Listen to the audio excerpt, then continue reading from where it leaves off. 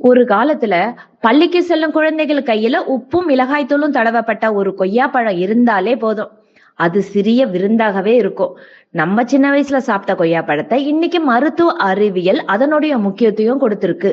ஏன்னா இதுல vitamin C, நார்ச்சத்து, பொட்டாசியம், கெரோட்டனைட்ஸ், பாலிஃபினால்ஸ் போன்ற பல ஊட்டச்சத்துக்கள் இருக்கு. இன்னைக்கு நம்ம வெள்ளை கொய்யா, சிவப்பு கொய்யா, நாட்டு கொய்யா எல்லாம் ஒண்ணா? இல்ல யாருக்கு இந்த கொய்யாப்பழம் மிகவும் பயனுள்ளதா இருக்கும்? நீரிழிவு நோயாளிகள் இதை சாப்பிடலாமா? மலச்சிக்கல் இருப்பவர்களுக்கு இது உதவுமா? அப்படின்றத எளிய முறையில நம்ம தெரிஞ்சுக்கலாம் வாங்க. கொய்யாவின் வரலாறு.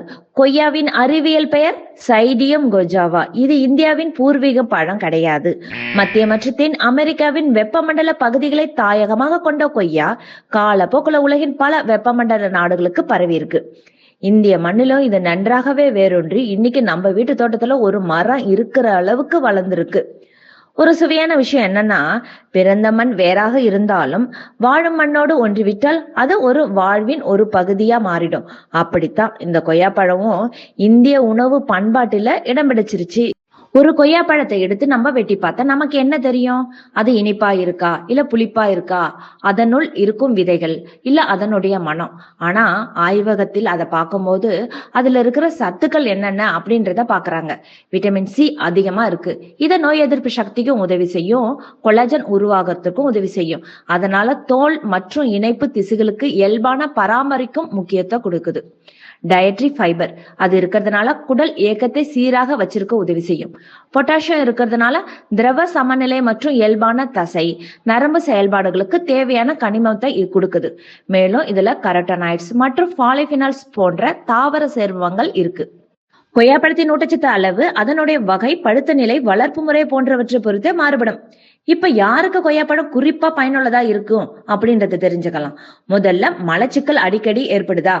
ஏன்னா இந்த கொய்யாப்பழத்தை எடுத்துக்கும் போது நார்ச்சத்து நிறைந்த உணவு குடலின் இயல்பான இயக்கத்துக்கு உதவி செய்யும். ஆனா இங்க ஒரு நிபந்தனை இருக்கு. நார்ச்சத்து அதிகரிக்கும் போது தண்ணீரும் போதுமான அளவு தேவைப்படுது. அடுத்ததா விட்டமின் சி நிறைந்த உணவை தேடுபவர்கள். உணவில் பல வகையான பழங்கள் மற்றும் காய்கறிகள் சேர்ப்பது மொத்த ஊட்டச்சத்து தரத்தை மேம்படுத்தும். குறிப்பா உணவுல விட்டமின் சி குறைவா இருக்கும் நபர்களுக்கு கொய்யா ஒரு நல்ல உணவாக இருக்கலாம். மூன்றாவது, அதிகமாக பதப்படுத்தப்பட்ட ஸ்நாக்ஸை தவிர்க்கணும் அப்படின்னு நினைக்கிறவங்க இந்த கொய்யாப்பழத்தை முழுமையா சாப்பிட்டாலே போதுமானது. சோ அதனால நம்ம குழந்தைகளுக்கு பிஸ்கெட்டு, சிப்ஸ், இனிப்பு தின்பண்டங்களுக்கு பதிலா ஒரு முழு கொய்யாப்பழத்தை சாப்பிட கொடுக்கலாம். இப்ப டயபெட்டிக்ஸ் இருந்தா கொய்யாப்பழம் சாப்பிடலாமா அப்படின்னு கேட்டா, ஒரு முழு கொய்யாப்பழத்தை சமநிலையான உணவின் ஒரு பகுதியா நம்ம எடுத்துக்க முடியும். காரணம் இதுல இருக்கிற நார்ச்சத்து. ஆனா ஒரு முக்கியமான வேறுபாடு இருக்குது. கொய்யாப்பழம் ஒரு டயபெட்டிக்கு மருந்து கிடையாது. கொய்யா சாப்பிட்டா சர்க்கரை குறையும் என்று சொல்வதும் தவறுதான். முழு கொய்யாப்பழம் சாப்பிடுவது பழச்சாறாக குடிப்பதை விட சிறந்த தேர்வாக இருக்கலாம். நம்ம ஜூஸ்ன்னு சொல்லிட்டு நிறையவும் குடிக்க கூடாது. சோ நீரிழிவு உள்ளவர்கள் தங்களுடைய மொத்த உணவு திட்டத்துக்குள்ள அளவோடு முழு கொய்யாப்பழத்தையும் சேர்த்து கொள்ளலாம். இப்ப நம்ம சுவாரஸ்யமான பகுதிக்கு வந்துட்டோம். வெள்ளை கொய்யா, சிவப்பு கொய்யா, நாட்டு கொய்யா. வெள்ளை கொய்யா நம்ம கிட்ட அதிகமா பரவலா காணப்படும் வகையில ஒன்று. அது கிருமி நிற கொண்ட ஒரு கொய்யா மாதிரி இருக்கும். சிவப்பு கொய்யாவை பிங்க் கொய்யான்னு சொல்லலாம். அது ஒரு அழகுக்கு மட்டும் இல்ல, அதன் பின்னால இருக்கும் தாவர நிறமிகள் தான் அதற்கு அந்த நிறத்தை கொடுத்திருக்கு. அடுத்ததான் நாட்டு கொய்யா. நம்ம கிராமங்கள்ல அதிக அளவுல சின்ன கொய்யா இருக்கும். அதற்கு மனமும் அதிகமா இருக்கும், விதைகளும் அதிகமா இருக்கும். அதைத்தான் நம்ம நாட்டு கொய்யான்னு சொல்றோம். இவற்றுல சுவை, மனம், அளவு, விதைகளின் எண்ணிக்கை, வளர்ப்பு மற்றும் மரபு வழி வகையிலே பொறுத்து மாறுபட்டுதான் வருது. அது மட்டும் இல்லாம வேளாண் ஆராய்ச்சி நிறுவனங்களும் உருவாக்கிய கிஷ் லலித், அகர் கிரான் போன்ற மேம்படுத்தப்பட்ட வகைகளும் இருக்கு.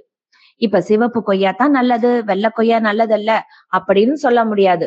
வகைக்கு ஏற்ப ஊட்டச்சத்து மாறுபாடுகளும் இருக்கலாம்.